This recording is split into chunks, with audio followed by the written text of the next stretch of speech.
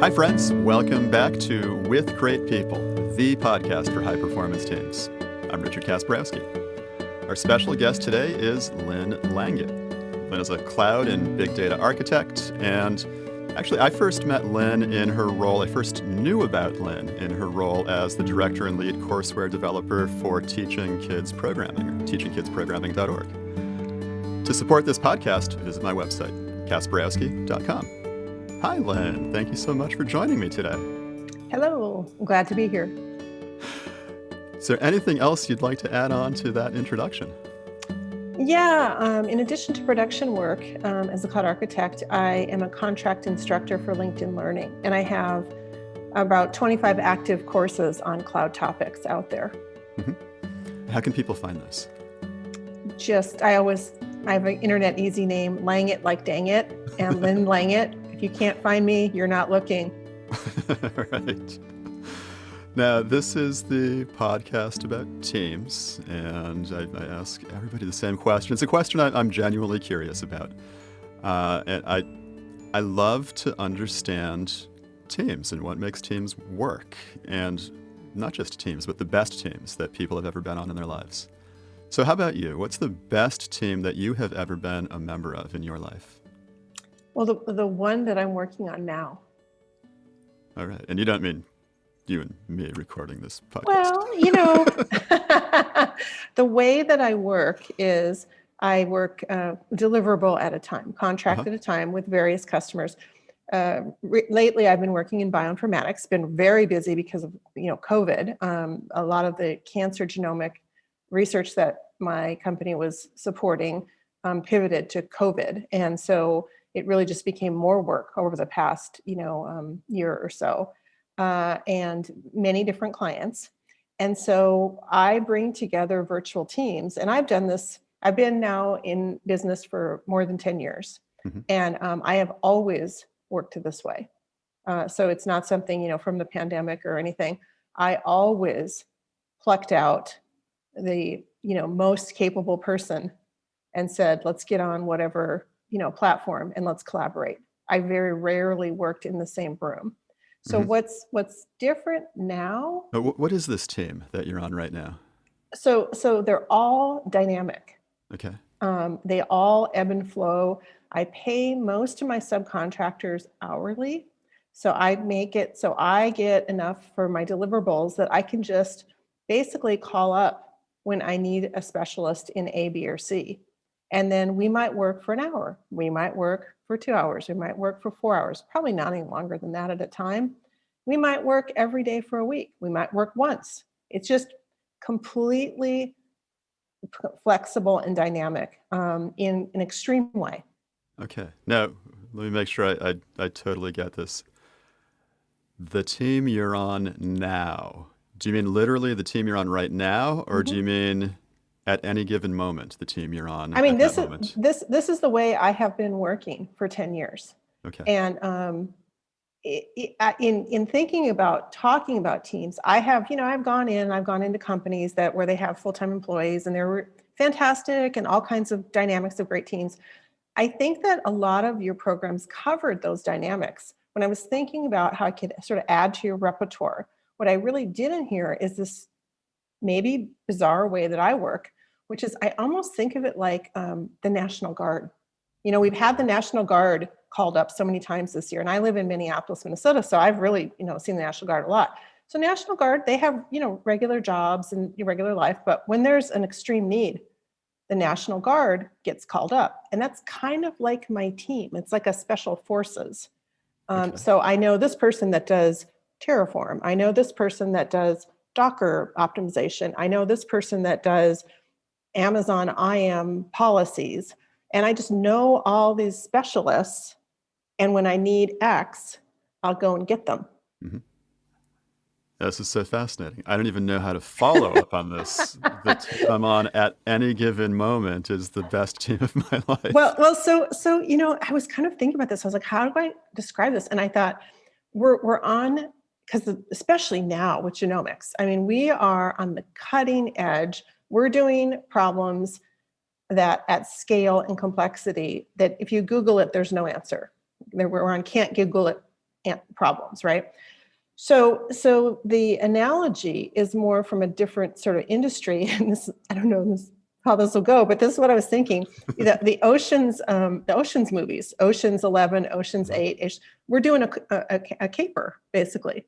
So we have this really difficult challenge that people think is impossible. I mean, I'll make an example. I had one client in Australia, and they had some genomic process, and it was on a mainframe, and it took 500 hours. And they said for one run, and it would fail half the time. And they said, can you do something on the cloud? Right. So, and it took me quite a while for various reasons. I wasn't there, but 8 months later, we got it down to 10 minutes. Wow. All right. So you and your team on the caper. Special forces. We're gonna get this done in 500 hours, or we'll get this caper done in 10 minutes. Okay. The next question I like to ask is, if you could, I mean, this is very current. I'm often encouraging people to go back in time and re-experience that best team, but this is now. How could you describe that team, this kind of team, this way of working, the sensation of this sort of way of working in one word? What would your one word be for this kind of team? Tactical. Tactical. And what do you mean by tactical? We're extremely practical would be another word. Like, who can do this? Who can accomplish this? I'll give you another example of this kind of team. And this is just such a memorable thing. Gosh, this was a long time ago. It was when the earthquake happened in Haiti. Remember that? Yeah. So I happened to be in Microsoft's headquarters in Silicon Valley, and there was supposed to be a conference on a Saturday. Being Silicon Valley, there were a lot of, Google and whoever people there, right? And kind of spy on each other, right? It was not for a positive reason. So there had been this effort in New York where they triangulated cell phone data to get the people off the rooftops. And that was if somebody knew somebody at the UN from Google.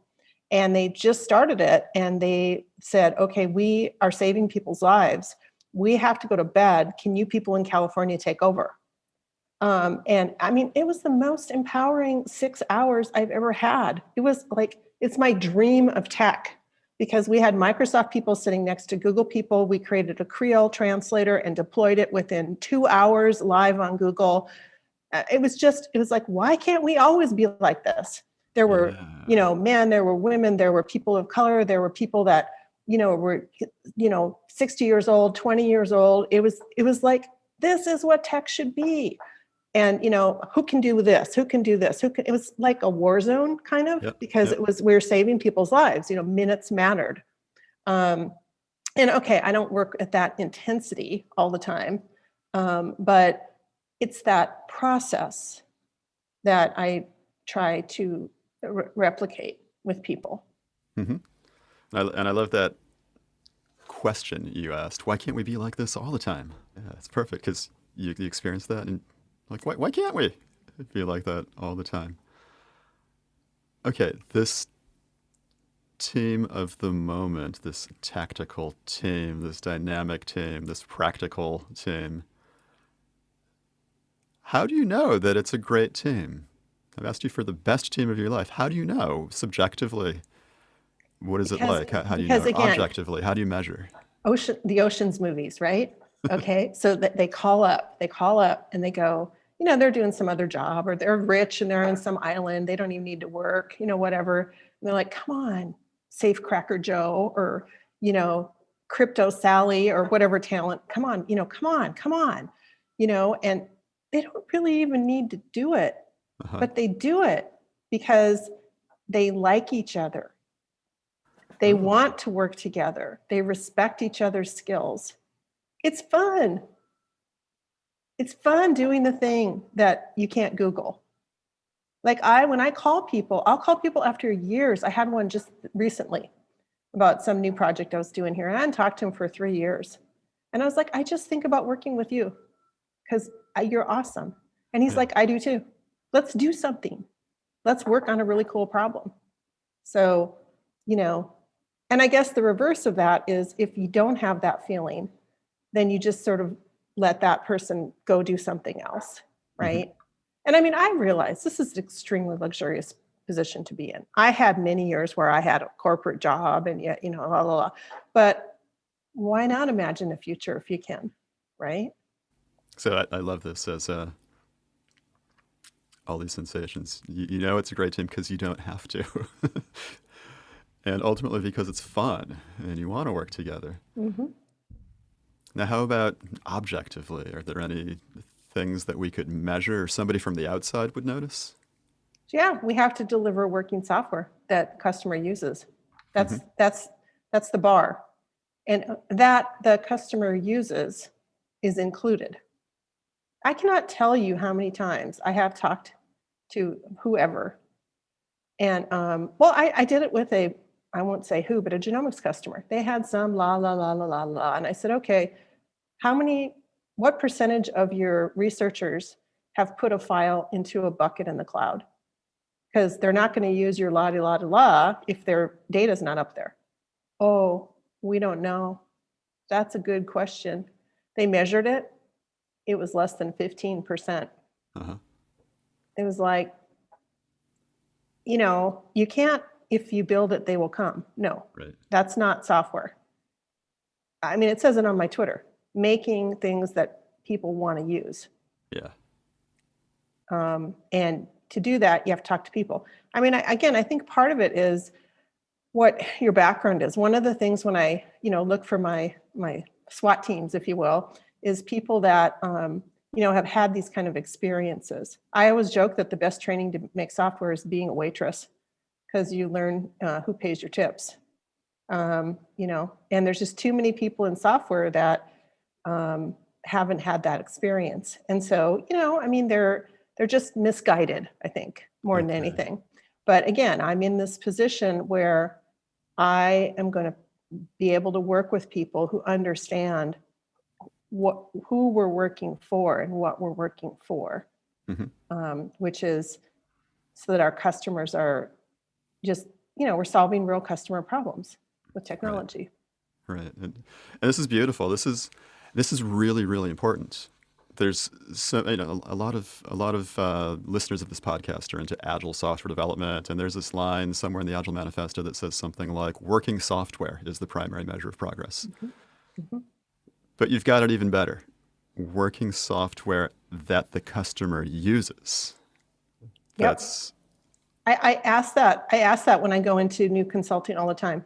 How many people are using your software? And it's just shocking to me that I have to ask that question. And then, I mean, the level up is, and what do they like most about it? Like, it's this much that people can actually answer that question, yeah. which is like, who pays your tips? Come on. Who pays your tips? Yeah. You're saying it as who pays your tips. I first got this sense from doing projects where I got paid for getting it done versus getting paid by the hour, by the day, or by the payroll period. Mm-hmm.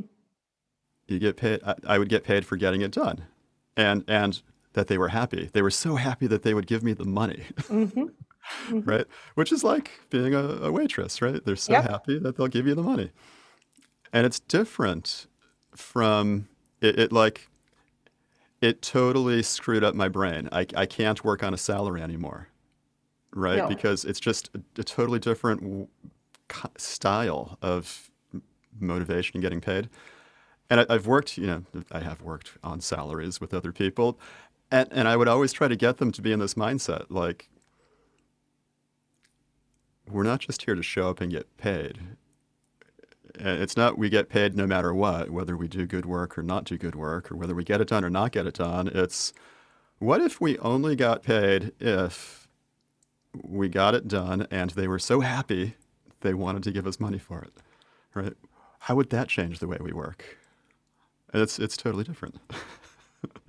So what are some concrete behaviors that if we were to watch one of your oceans blank teams, or you as the lead, or maybe sometimes you're not the lead. What would we notice on one of these teams? What are things that people, I don't know, might even be able to replicate in their teams? So human first, Hmm. that, like turn on the video now in this world, turn on the video camera. Again, I'm stunned. I've been on entire meetings where no one's turned on the video camera, 9 people. Hmm. And they actually get, miffed at me if I say, would it be possible that we can just say hello? Yeah. And I just realized that, those aren't going to be a good fit for the way I want to work, Yeah. because human first. And are you feeling good about working today? I mean, that's really a simple question. And if the person says, no, I'm sick, or my kid's sick, or I'm stressed, or, whatever, well, then the follow-up is, do you want to reschedule? Hmm. Now, again, I am in this really luxurious position. I realize that. Like, not everybody can do this, but if you can, part of it is you're so much more productive too, right? Because you're choosing to work, and you're having a comfort check, basically. Yeah. Next thing is learning together. I have a lot of people that come to me from LinkedIn Learning, and they say, do you want to, will you mentor me? And I'm like, no, I don't mentor people, but I work together. And if you want to work with me, then, we'll work maybe an hour or two just to make sure that you're comfortable. And then you can be a subcontractor for me. Hmm. And I've probably had now maybe almost 15 people do that over the years. And Hmm. it's been such an enjoyable experience. It's so interesting. The behavior is learn together, because they come to me because I was their instructor, and they're intimidated usually. And so one of the first things that I say is like, look, I know some things, some things. Google knows more things. So I consider it, positive thing to see who can Google faster. Because just like Google it. Let's go, let's go, let's go. So learn together, right? And then the third thing is, I'm an introvert, and the whole collaborative coding thing, I was dragged into it. And at first, I have to tell you, I really hated it, because it was enforced pairing, and like everything, you must pair. You can't write one line of code unless you, that's crap. For me anyway. I call it a part together. Again, it's a human first. Creating software is a human first activity. Humans have moods. You ebb and flow. Hmm. Sometimes, I mean, there are extreme extroverts. Okay, they do exist, but I think the greater majority of people are on sort of a spectrum of introversion and extroversion, and it depends on kind of your life and the context. So I call it a part together. Hmm. One of the things that I'll say to people is, do you want to work on this thing kind of on your own and then come back together on it? Do you want to try to do it together? So, again, get this understanding between people. Hmm. So again, to just, kind of summarize: human first, learn together, and apart together. Those are the behaviors that I think you would observe. What could listeners and viewers who want to have teams that are this successful do? What would you advise them? Well, in addition to things I've said, something that I've really been working on is listening more, Hmm. because the more you listen, the more you learn. And just really recently, I had a bad cold, and I still was wanting to do work. And I was like, what am I going to do? And I had some really new junior people. And I said, I'm just going to listen and see what happens.